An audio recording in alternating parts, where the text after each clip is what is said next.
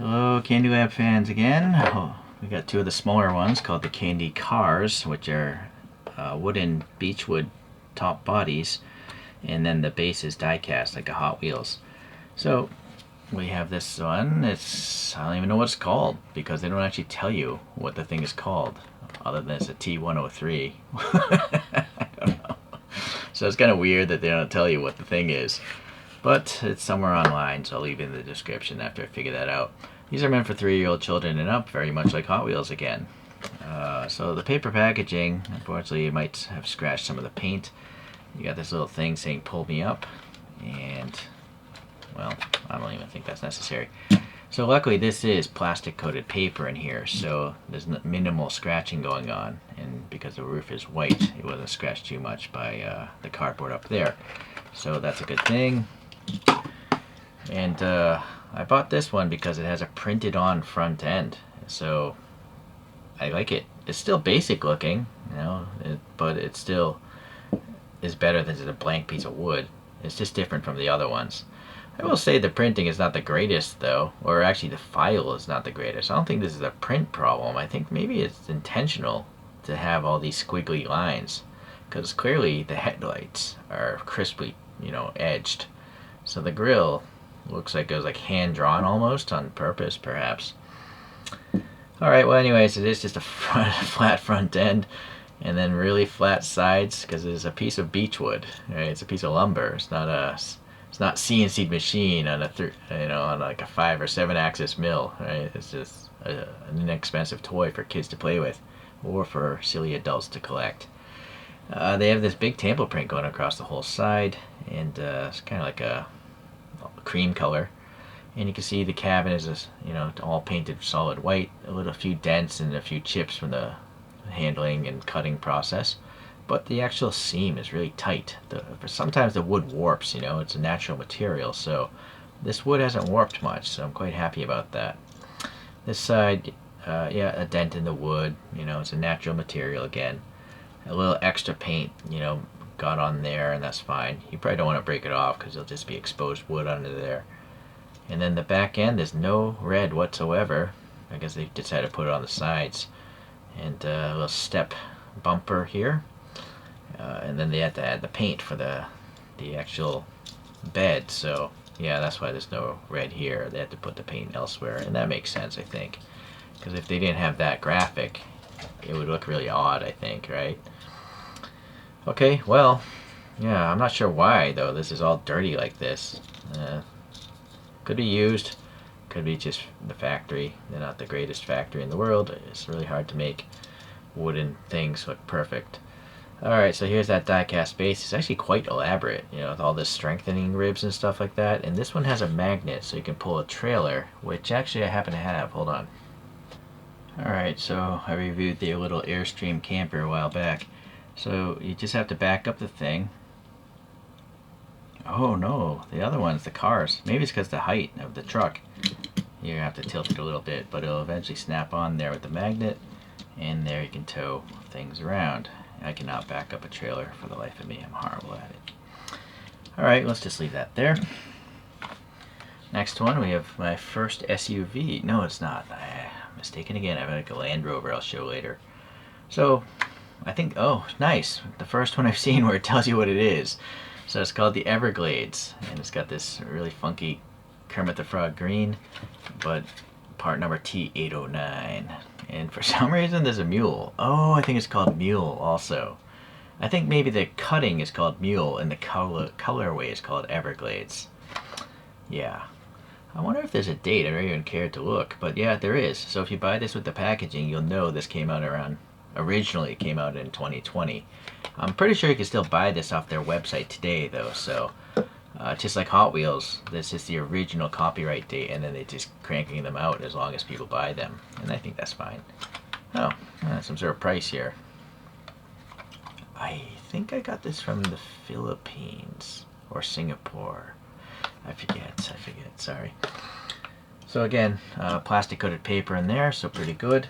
Only abrasion, and there it is. It's from the cardboard up here, right? The paper it just scratched away, and a lot, right? So that's the problem with raw paper. It's just very abrasive, like sandpaper.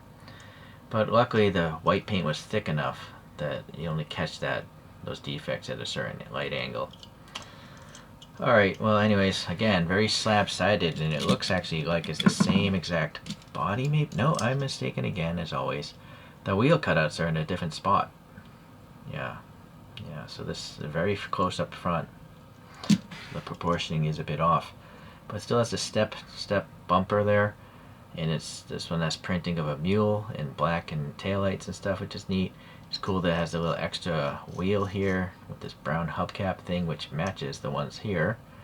And then the cabin is aligned perfectly, and it doesn't have much warpage, or even so far, no major chipping of wood. A little bit of chipping of paint right there, but it's not too drastic.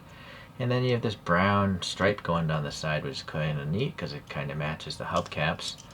And this one has 4 like drilled out headlights and either stickers or paint inside of those holes. They're so recessed, even if they're stickers, it'd be hard to come out. If it really bothers you, you could take like a little eyelash cotton swab and press the sticker down. But yeah, I think I just did that. I think I just dented the sticker. Yeah, that's fine, whatever. Okay, so that's cool. That's it, I guess. Same casting of a bottom with the magnet, which is nice. By the way, these fasteners, they don't hold the cabin in place. You can really see the center of this is not even centered with that. The cabins are glued on because they're child approved for safety. You can't have this being taken apart and the kid eats that piece of metal, right? So this screw is only holding the base onto the body here, but not going through and catching the cabin. Alright, and it's a Torx T20, by the way, if you want to take these apart and customize them, which I have done a video on. So this one's just painted silver. Still has the magnet, of course, but being an SUV, you might have to tilt it, I think. Yeah. So that's cool. Well, it looks like the family's out there going for a little run of camping. Alright, so I do have the sheriff truck, and it actually has the same front end. Actually, you know what? Let's look at the printing of this closer. It is better. So yeah, for some reason this graphic is better. So somehow the paint is just a little bit off on that pickup truck. Alright, now so I did put on my own wheels here. Again, I did a video on customizing these things. This one has a lot of printing, but none on the rear. But the cool light bar is neat.